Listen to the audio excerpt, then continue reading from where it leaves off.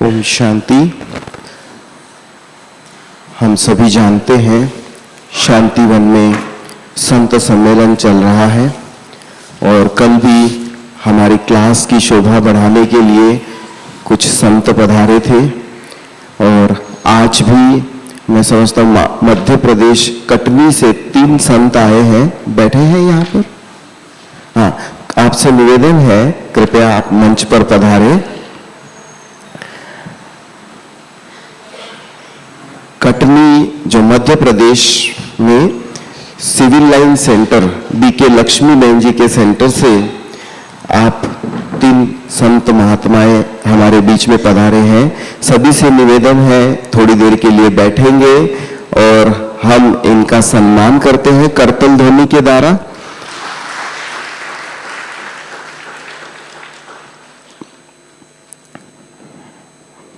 आपका परिचय हम दे देते हैं संक्षिप्त में। पहले है संत त्यागी जी महाराज। आप ज्ञान तीर्थ स्वर्गधाम कटनी मध्य प्रदेश से पधारे हैं और आपकी बहुत विशेषता ये है कि आप शंख ध्वनि बहुत प्रखर करते हैं और हम वो शंख ध्वनि सुनेंगे भी आपसे।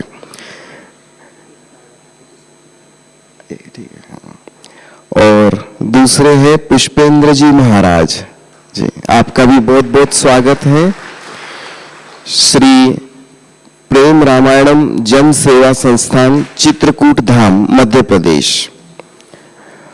और तीसरे कथावाचक राम विश्वास जी लक्ष्मी नारायण मंदिर कटनी से आप पधारे हैं। आपके आने से हमारी सभा में एक अलग ही खुशी के प्रकंपन फैल चुके हैं और हम आपके आने से बहुत प्रसन्न हैं महाराज जी।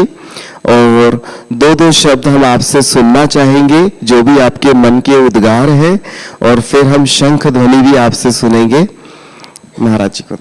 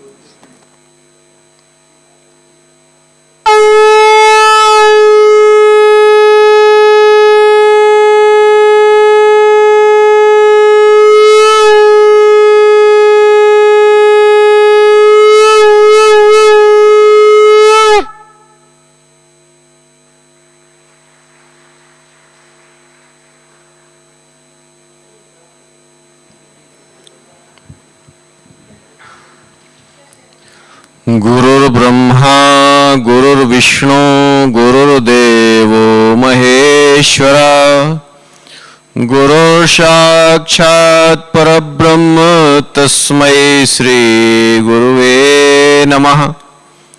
ओम जयंती मंगला काली भद्रकाली कृपालिनी दुर्गा क्षमा शिवा धात्री स्वाहा शुद्धा नमोस्तुते। ओम शांति। आप सभी पवित्र आत्माओं के दर्शन करने का सौभाग्य मिल रहा है इस माउंट आबू की पवित्र धरा में। भारत के केंद्र बिंदु मध्य प्रदेश के कटनी जिले के ज्ञान तीर्थ स्वर्गधाम विलायत कला से हम लोगों को तपस्या करके आना पड़ा आप लोगों के दर्शन करने के लिए। निश्चित ही आप लोग बड़े तपस्वी हैं, आप लोगों की साधना बड़ी है, इसमें लेस मात्र भी संशय नहीं है। हम लोग जिस उद्देश्य से निकले हैं उसका मूल उद्देश्य ये है जो हमने समझा, आपने समझा, हमारे जो जीवन की यात्रा है, हमारे मतलब हम सबके, कि संपूर्ण राष्ट्र में शांति, आनंद, समर्पण, यही तो चाहिए ना। हम सब परमपिता परमात्मा की सबसे अच्छी संतानें हैं। लोग कहते हैं कि मैं अधम हूं, पापी हूं। हम कहते हैं कि हम परमपिता परमात्मा की सबसे अच्छी संतानें हैं, और एक जो लौकिक पिता होता है वो चाहता है कि मेरी संतानें मुझसे अच्छी बने।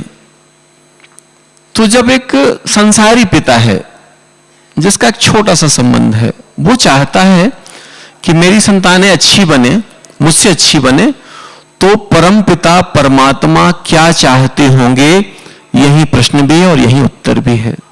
निश्चित ही हमारे परमपिता परमात्मा अपने बच्चे को अपने से अच्छा, अपने से ऊंचा उठाना चाहते हैं। अब बच्चे की जिम्मेदारी क्या है? क्या सिर्फ जीवन यापन करना, सोना, खाना, यहीं तक सीमित है? नहीं। तो हमारा जो उद्देश्य जीवन का वो ये है कि जो आनंद हमको प्राप्त हुआ है, जो अनुभूति हमको मिली है, जो प्रेम हमने पाया है, वो और लोगों तक भी बांटना होगा। उससे क्या होगा? जो चीज आपने पाई है यदि वो और लोगों तक देंगे, जब आप बांटने वाले बन जाएंगे, तो निश्चित रूप से आपने बांटने वालों की संख्या बढ़ा दी, क्योंकि आप जैसे होंगे वैसा ही समाज निर्मित होता है।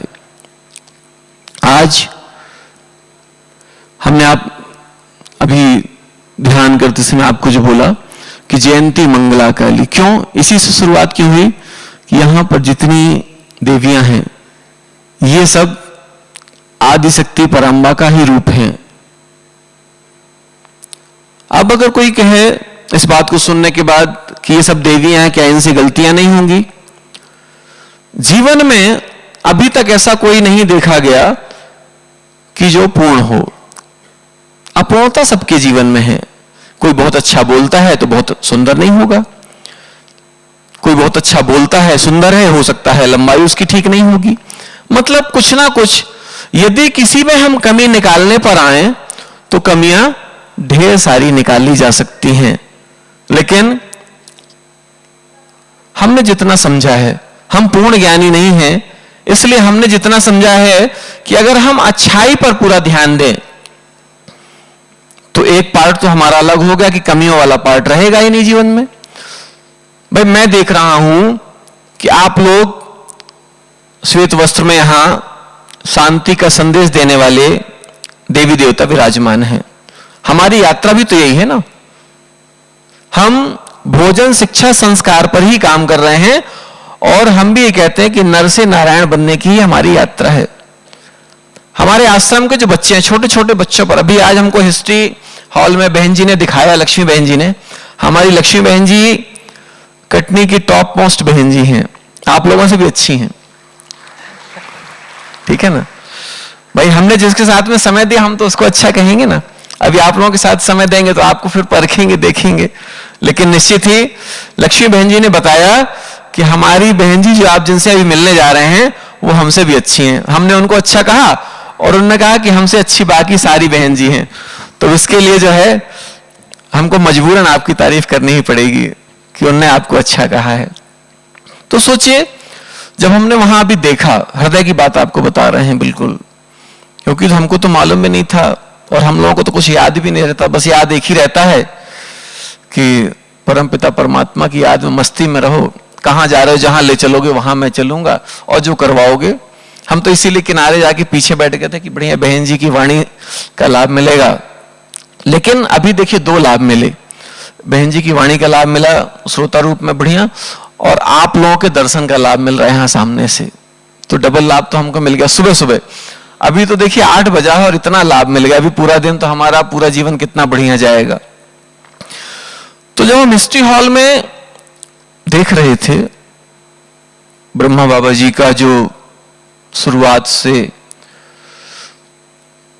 तो उनने बच्चों को लेकर काम किया। मैं इसलिए बात कर रहा हूं, तो मुझे लगा कि मैं भी बच्चों के साथ में, और ऐसा नहीं, समाज का बड़ा विरोध होता है, उस विरोध को हम सह रहे हैं।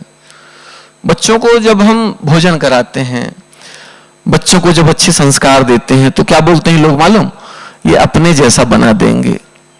बात तो ठीक कह रहे हैं वो, हम तो चाहते हैं कि अपने जैसा, लेकिन हम ये नहीं चाह रहे हैं कि आप सिर्फ इस वेश को पहनकर हमारे जैसा बने। आप किसी भी वेश में रहें, किसी भी देश में रहें, लेकिन आपके अंदर द्वेष नहीं रहना चाहिए। देश कोई भी हो सकता है ना, ड्रेस कोई भी हो सकती है, लेकिन अगर द्वेष खत्म हो गया, सिर्फ प्रेम ही प्रेम, प्रेम ही प्रेम, तो हम कहते हैं कि बात तो आपकी ठीक है कि हम बनाना तो अपने ही जैसा चाहते हैं। क्योंकि जिस दिन ब्रह्मा बाबा जी ने ईश्वरी विश्वविद्यालय का बीजारोपण किया होगा, उसकी कल्पना शायद ही कोई कर सके। आज लाखों लाख लोग इससे लाभान्वित हो रहे हैं। एक विशाल वृक्ष जो ब्रह्मा बाबा ने तैयार किया है, निश्चित ही आप लोग उसमें पानी सींच रहे हैं, उसमें खाद डाल रहे हैं, और ये विशाल वृक्ष बढ़ता ही चला जा रहा है। और साथ साथ ये वृक्ष तो विशाल हो रहा है, इसके ही जैसे और बहुत सारे वृक्ष तैयार हो रहे हैं जगह जगह, पूरे भारत में ही नहीं, पूरे विश्व में। जैसा कि हमने सुना कि लगभग 147 देशों में ब्रह्म कुमारी ईश्वरी प्रजापिता विश्वविद्यालय का कार्य बड़ी ही गति से चल रहा है।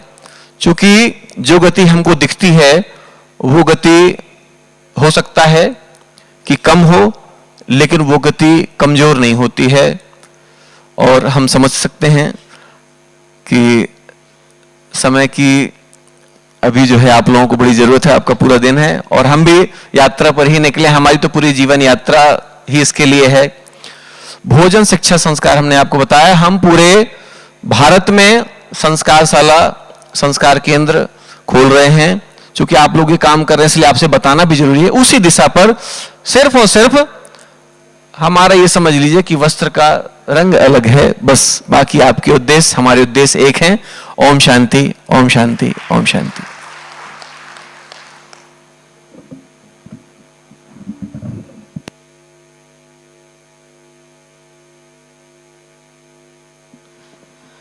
अज्ञानतिमिरान्धस्य ज्ञानाञ्जनशलाकया चक्षुरुन्मीलितं येन तस्मै श्रीगुरवे नमः। रामाय रामभद्राय रामचन्द्राय वेदसे रघुनाथाय नाथाय श्रीसीताय पतये नमः। ओम शांति, ओम शांति। भाई आपके नगरी में बैठे हैं, थोड़ा जोर से तो बोलिए। ओम शांति। कहते हैं शिव बाबा की महफिल को शिव बाबा ही सजाते हैं। पांडव भवन में वही आते हैं जिसको मेरे शिव बाबा बुलाते हैं, क्योंकि बिना उसकी मर्जी के यहाँ कोई आ नहीं सकता है।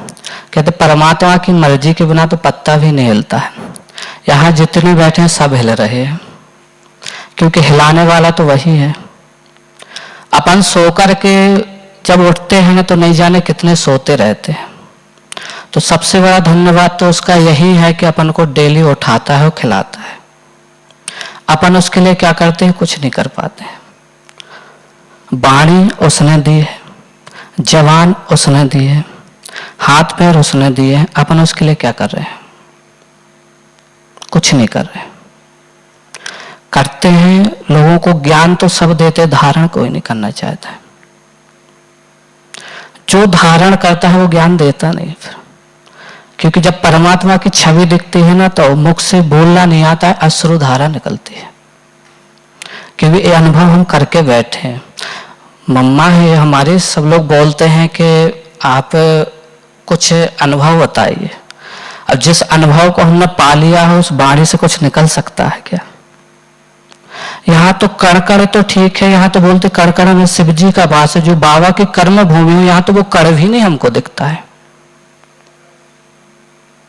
यहाँ ये शुद्धता है, सब वातावरण है। अब यहाँ कड़ कहाँ है? कण तो वहां होता है कि जो पत्थर हो, चट्टान हो, जो लोग तपस्या करने के लिए जाते उनके लिए वो कण दिखता है, तो उसमें परमात्मा को प्राप्त करते। यहाँ तो सारी शक्तियां बैठी, जब शक्तियों को पा लिया तो शिव तो अपने आप से आ जाएगा। शिव को पाने की आवश्यकता नहीं, पहले पहचानना होगा कि हम कौन हैं। जब अपने आप को पहचान लिया, इसलिए तो बोलते हैं कि पवित्रता बनो। पवित्रता क्यों बनाते? पवित्रता इसलिए तो बनाते हैं, शिव को पाना है तो पहले पवित्रताओं में तो जाना पड़ेगा। जब पवित्रताओं में जाएंगे तो शिव को ढूंढना नहीं पड़ेगा। ये तो आदि शक्तियां बैठी हुई हैं, क्योंकि परमात्मा की ही देन है। ये सब इतना बड़ा संसार है, सब क्यों नहीं धारण करना चाहता? क्योंकि किसी को मालूम ही नहीं है कि शक्तियां होती क्या है। सबके अंदर शक्तियां होती हैं, केवल उसको पहचानना होता है कि हमारे अंदर कौन सी शक्ति है। जिसने शक्तियों को पहचान लिया तो सबको पहचानने की आवश्यकता नहीं है। और एक दो आंखों से सबको नहीं पहचाना जा सकता है, उसके लिए तीसरा नेत्र होता है मन। अगर मन को आपने कोमल बना लिया ना, तो कहीं पहचानने की आवश्यकता नहीं है। और एक बार और चालना में हमने लिखी हुई थी, अच्छी लगे तो फिर बताइए। गमों की आंच पर आंसू उबाल कर तो देखो, गमों की आंच पर आंसू उबाल कर तो देखो, चढ़ेगा रंग किसी पर डाल कर तो देखो, तुम्हारे दिल की चुभन भी कम होगी किसी के पांव का कांटा निकाल कर तो देखो। अगर भगवान की प्राप्ति करना है तो दूसरा का दुख में है तो उसको सुखी कर करके देखो, तभी तो भगवान मिलेगा। अगर वो दुखी में है और आप और उसको दुखी कर रहे हो तो भगवान की प्राप्ति कभी होने वाली नहीं है। अब समय कम है। आभा मम्मा ने बोला, ये हमारी माँ है जो आज यहाँ तक लेकर के आई हैं। अभी 1 वर्ष के हुए हैं अभी हम, क्योंकि ज्ञान मार्ग में अभी हमको 1 वर्ष हुआ है, तो अभी हम अपने आप को 1 ही वर्ष का कहेंगे। और फिर अब आगे जब मम्मा है तो फिर माँ का हाथ जब सिर पर रहता है तो परमात्मा की प्राप्ति तो अपने आप से करा देती है। ओम शांति, थोड़ा जोर से बोलिए। ओम शांति, ओम शांति।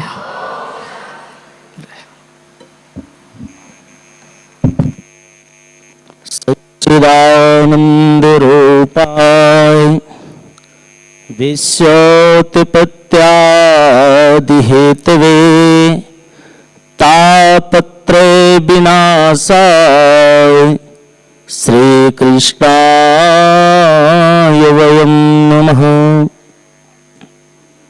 धन बल बुद्धि बल ज्ञान बल शरयन एको काम, एक बार सब मिलकर कहो जय जय सीताराम। ओम शांति। आज बड़े सौभाग्य की बात है कि जैसे हमारे पूर्व आचार्य वृंद ने बताए कि आप सब लोगों के बारी में फंसा है ऐसा लग रहा है। श्री राधे।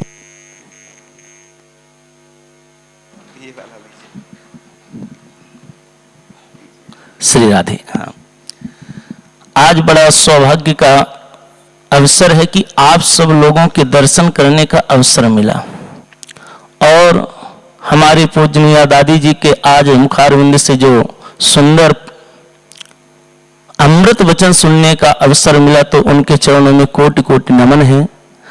यहाँ लाने वाली हमारी जो लक्ष्मी बहन जी हैं उनको बहुत बहुत प्रणाम है। जो भगवान से जोड़ने का काम कर दे वो सबसे श्रेष्ठ होता है। कुमार्ग से जो सदमार्ग में ला दे उससे बड़ा कोई श्रेष्ठ नहीं होता। तो आज और जैसे हमारे आचार्य जी ने बताया कि जब ठाकुर जी चाहेंगे, बाबा चाहेंगे तभी आएंगे, तो 3 वर्षों से हमारी टिकट बनते बनते कैंसिल हो जाती थी और इस बार असंभव था, इच्छा नहीं थी तो अचानक बन गई। तो जब ठाकुर जी चाहते हैं, बाबा चाहते हैं तो उंगली पकड़ करके खींच लेते हैं। अपने सोचने से कुछ नहीं है। समय बहुत कम है। शिव जी के संबंध में 2 बातें और कहेंगे। बाबा की बहुत कथा हुई, बाबा की बहुत बातें हुई। ये तो आध्यात्मिक बात और उस परमात्मा से जुड़ने की बात है, लेकिन उस परमात्मा के बाद में सांसारिक यदि हम हैं तो संसार के भी सुख चाहिए, और संसार के सुख चाहिए तो भी बाबा की ही शरण में जाना पड़ेगा। भोलेनाथ जी निराकार और साकार दोनों स्वरूप पे आए हैं। भोलेनाथ जी के जीवन में, शिव जी के जीवन में बड़े कष्ट आए हैं। जिसको हलाहल पान करना पड़े, विष ही पान करना पड़े, उसके जीवन में कैसी व्यवस्था होगी। जंगल में रहने वाले हैं, कैलाश पर्वत पर। किसी ने पूछा कि महाराज आप यहां रह करके इतने प्रसन्न क्यों रहते हैं? आपके जीवन में यदि देखा जाए तो देखिए भोलेनाथ जी कहां हैं? कैलाश पर्वत पर। और उनके परिवार में थोड़ी सी यदि ध्यान डाला जाए तो बोले कि भोलेनाथ जी प्रसन्न भी हैं और दुखी भी हैं। नारद जी जाकर के पूछे प्रभु ऐसा क्यों? जो प्रसन्न होगा वो दुखी नहीं हो सकता, जो दुखी है वो प्रसन्न नहीं होगा, लेकिन आप में दोनों कैसे हो सकता है? तो भोलेनाथ जी के सुंदर चित्र पर जब स्वरूप पर विचार किए तो भाव आता है कि भोलेनाथ जी के मस्तक में चंद्रमा है और चंद्रमा में क्या है? अमृत भरा हुआ है। शरद पूर्णिमा का पावन पर्व आता है तो हमारे महाराज जी सुंदर उत्सव मनाते हैं और खीर बना करके रखते हैं कि इसमें अमृत की बूंद गिरेगी, अमृत की वर्षा होगी। थोड़ी से नीचे उतरते हैं तो शिव जी के गले में क्या है? विष है। अब कहीं अमृत और विष क्या साथ में हो सकते हैं? संभव है? जहां अमृत होगा वहां विष नहीं होगा, जहां विष होगा वहां अमृत नहीं होगा। पर शिव जी के जीवन में दोनों है। जटाओं में गंगा है, गंगा का मतलब होता है जल, और तीसरे नेत्र में ज्वाला है, ज्वाला का मतलब है अग्नि। जहां जल होगा वहां अग्नि नहीं होगी, जहां अग्नि होगी वहां जल नहीं होगा। लेकिन भोलेनाथ जी के जीवन में दोनों है। भोलेनाथ जी के साथ में रहते हैं भूत प्रेत, और भोलेनाथ जी लपेटते क्या है? भभूत। भूत को जब भगाने की आवश्यकता आती है तो भभूत की जरूरत पड़ती है। बोले लियाओ भस्मी झाड़ दो, तो जहां भूत होते वहां भभूत नहीं होती, जहां भभूत होती वहां भूत नहीं होते। पर भोलेनाथ जी के साथ में दोनों है। भोलेनाथ जी के गले का हार जो है वो क्या है? सर्प है ना। और गणेश जी का वाहन क्या है? मूषक है। सर्प का भोजन क्या है? मूषक है ना। वो थोड़ी से नीचे आता है गले का हार तो मूषक भगवान कहते हैं प्रभु यदि स्वामी जी का गले का हार नीचे आएगा तो हमें ऊपर जाना पड़ेगा। इतने में कार्तिकेय जी का वाहन क्या है? मोर। मोर कहता है चिंता मत करो नीचे आने दो। मोर का भोजन क्या है? सर्प। बोले नीचे आने दो हम बैठे हैं। माता जी का वाहन क्या है? सिंह। और भोलेनाथ जी का वाहन क्या है? नंदी। सिंह का भोजन क्या है ना। विचित्र स्थिति है। भोलेनाथ जी जंगल में रहते हैं, पर्वतों में रहते हैं। अम्मा जगदम्बा हिमालय की पुत्री है, मतलब बर्फ, हिमालय की पुत्री जो फुल एसी में रहने वाली है, वो जाकर के पर्वत में रहती। भोलेनाथ जी का भोजन भांग, धतूरा, बेलपत्र, और मां जगदम्बा का भोजन 56 भोग, हलवा पूड़ी आदि। मां जगदम्बा के जो श्रृंगार है 16 श्रृंगार, और भोलेनाथ जी निर्वस्त्र है, दिगंबर। इसके बाद में मन में भाव आया कि ये एक साथ में इतने परेशानियों के साथ में जिसमें विचित्रता है तो ये प्रसन्न कैसे रहते हैं? कारण क्या है? नारद जी ने पूछा महाराज किसी के घर में एक टेंशन हो जाती है, 10 मतलब 10, सन माने सूर, 10 सूर की गर्मी उसके ऊपर हो जाती है। दुबला पतला व्यक्ति भी जब टेंशन में आता तो लगता है पूरी पृथ्वी को हिला देगा। तो महाराज आपके पास में टेंशन नहीं होती, परेशानी नहीं होती। भोलेनाथ जी ने कहा नहीं, प्रसन्नाननम नीलकंठम दयालम, मैं सदा प्रसन्न रहता हूं। बोले इसका कारण क्या है? कुछ तो उद्देश्य होगा। कौन सी औषधि का पान करते हैं? भोलेनाथ जी ने कहा जब टेंशन बढ़ती है तो मेरे पास एक औषधि है, उसका पान कर लेता हूं। और वो औषधि कौन सी थी? भोलेनाथ जी ने कहा जाकर के मैं समाधि लगा लेता हूं, बैठ जाता हूं, और अंतरात्मा में जो शिव जी के आराध्य श्री राम हैं तो हृदय में राम हैं, राम राम का जप करते हैं, और ऊपर गले में विष है, विष जाकर के राम से जुड़ जाता है तो विश्राम बन जाता है, और उसी में उनको आनंद की अनुभूति होने लगती है। भोलेनाथ जी का कहना है कि जो हमारे पास आते हैं वो तो ठीक है, लेकिन कितने भी परेशानी में क्यों ना हो, ये तो हमारे कर्म के प्रभाव हैं। जैसा हम कर्म करेंगे उसको तो भोगना पड़ेगा। अवश्यमेव भोक्तव्यम कृतम कर्मो शुभाशुभम ना भुक्तम क्षीयते कर्मो कल्प कोटि सतैरपे। जो हम कर्म करेंगे उसको तो भोगना पड़ेगा, चाहे जैसे भोगे। स्वभाव ये है, प्रभाव ये है कि इसके परिणाम स्वरूप यदि हम बाबा की शरण में चले जाते तो स्पर्श करके चला जाएगा। और बाबा कौन है, भोलेनाथ कौन है? वो परम पिता है। नित्य आप सबको बताया जाता है। और पिता जो है तो पुत्र से कभी ऐसा नहीं चाहता कि हमारे संतान को कष्ट हो। एक पिता थे, एक राजा थे, उनके 3 पुत्र थे। तीनों में आपस में लड़ाई हुई तो पिताजी से जाके बोले कि देखो, बड़े को ज्यादा दे रहे हो, छोटे को कम दे रहे हो। आपस में झगड़ा हुआ। पिताजी ने सोचा कि कुछ उपाय किया जाए। एक दिन बुलाए और तीनों बेटा को एक एक थैली पकड़ा दिए और बोले, इतना सुंदर संसार सागर में आम के फल लगे हुए। अभी हम जब से आए हैं तो एमपी में तो ऐसे फल नहीं मिले, पर यहां बहुत सुंदर आम के फल दिखे हैं पूरे में। तो बोले, आम का बगीचा है, इस बगीचे में जाओ और समय है सुबह 10 बजे से 5 बजे के बीच में, इन फल को तोड़ करके लाओ। तीनों बच्चे बड़े प्रसन्न हो गए, झोली को लिए चले गए। और जाते हैं तो जो मेहनत करने वाला था, तपस्वी था, वो गया तो चुन चुन करके मीठे मीठे फलों को तोड़ करके अपनी थैली में भर लिया। दूसरा कुछ आलसी है तो वो जाकर के लेट गया। बोले, अभी तो धूप है, समय बहुत है, 5 बजे तक का समय है, जाते समय तोड़ लेंगे, एक थैला में भरने में समय क्या लगेगा। जब आधा समय हो गया, दूसरे ने उठाया तो जल्दी जल्दी से गया, कुछ कच्चे आम तोड़ा, कुछ पके आम तोड़ा और एक थैला में भर लिया। तीसरा और आलसी था तो वो सो रहा था। जब जाने का समय आया तो उससे जगाया गया, भैया चलो 5 बजने वाला है। तो वो उठा, उठने के बाद बोला, कौन पिताजी, हमसे पूछेंगे देखेंगे। तो नीचे जल्दी जल्दी में जो मिला, कुछ गोबर भर लिया, कुछ पत्थर भर लिया, कुछ कच्चे आम भर लिया, जो मिला उसी को भर लिया और ले करके गए तीनों पिताजी के पास में दे, देखो पिताजी, हमने बड़ी मेहनत करके आए। पिताजी ने कहा कि एक काम करो, इन तीनों को एक कमरे में बंद कर दो और 8 दिन तक जिसने जो फल लाया है उसी को खा करके रहेगा। अब तीनों जाकर के जैसे बंद हो गए तो अपनी अपनी थैली ले लिए। जब थैली लेकर के बैठते हैं तो जिसने मेहनत करके पके पके आम को तोड़ा तो आराम के साथ, आनंद के साथ खा करके उसका 8 दिन व्यतीत हो गया। दूसरा जो कच्चे और पके को तोड़ा था वो कुछ खट्टे मीठे को खा करके कुछ क्रोध में, कुछ प्रसन्नता से समय कटा। और जो आलसी था उसके सामने गोबर है, पत्थर है तो रो रो करके कट रहा है। और जैसे समय कटे, तीनों पहुंचे तो पिताजी ने कहा, देखो भाई, समय हमने सबको बराबर दिया, बगीचा एक है, समय एक है। अब आपके कर्म के ऊपर निर्भर है, जो किए वही मिला। वह परमात्मा भी हमको समय सबको बराबर दे रहा है। इतने वर्ष जाना उसी संसार में भेज रहा है, लेकिन इस संसार में आकर के आलसी व्यक्ति रो रो करके समय काट रहे हैं। और जो तपस्वी हैं वो सुंदर शिव बाबा के भजन करके अपना सुंदर सदगति को प्राप्त हो रहे हैं। यही मूल तत्व है। और भगवान की शरण जाने से और यहाँ आने से यही प्राप्त हुआ। बातें तो बहुत सारी हैं पर समय बहुत कम है, जाना भी है।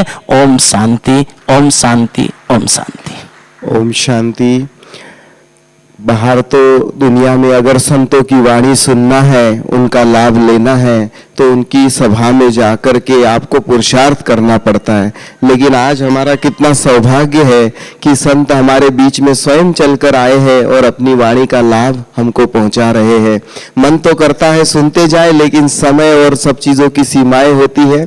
और दूसरी बात कि संत जब हमारे प्रांगण में पधारे तो ये हमारे सौभाग्य की बात होती है, और उनका हम सत्कार सम्मान कर पाए ये और भी सौभाग्य की बात होती है। तो मैं हमारे आदरणीय राधा दीदी जी सामने बैठे आपसे निवेदन करता हूँ, आप मंच पर आए। आदरणीय गोपी दीदी जी, आप संतों को तिलक के द्वारा आप सबका सम्मान करें।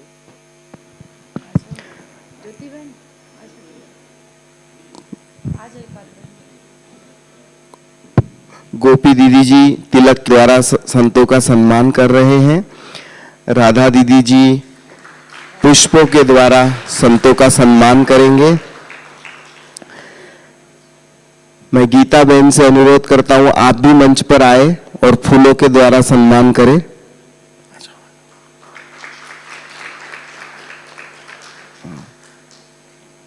ये बाबा की बगिया के पुष्प है, जब तक आप साथ में रखेंगे इसकी महक की अनुभूति करते रहेंगे। जी।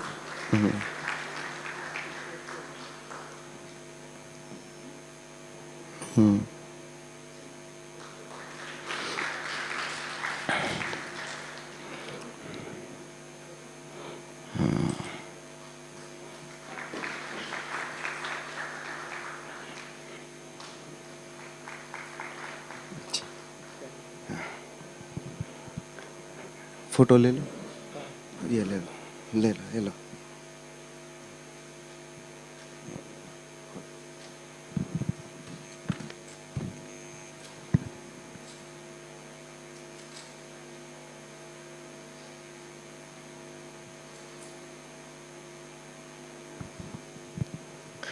अभी हम क्लास को बाबा की याद में कुछ क्षण बैठ करके संपन्न करते हैं, लेकिन उसके पहले एक समाचार आप सभी को देते हैं।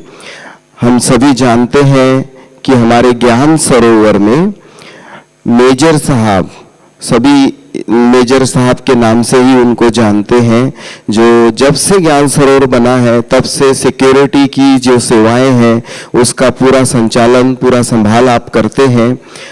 वैसे हरिनगर दिल्ली से आप थे और आपने अपनी पोस्टिंग पर कहीं होते हुए शायद ज्ञान लिया, वो हमें पक्का पता नहीं है, लेकिन हरिनगर में आपका लौकिक परिवार रहता था। कल अचानक रात को उनकी तबीयत बिगड़ गई और उनको फिर हॉस्पिटल लेके गए, पर वहाँ देखा तो पंछी अपना पिंजरा छोड़ करके उड़ चुका था, बाबा की गोद में वो समा गए। और कुछ डिटेल ज़्यादा पता नहीं है, जैसे समाचार मिलेगा वो विस्तार से फिर कल बहन जी बताएंगे आपको। लेकिन अभी हम कुछ क्षणों के लिए बाबा की याद में बैठकर उस आत्मा के लिए योगदान अवश्य करेंगे और फिर क्लास भी संपन्न करेंगे। ओम शांति।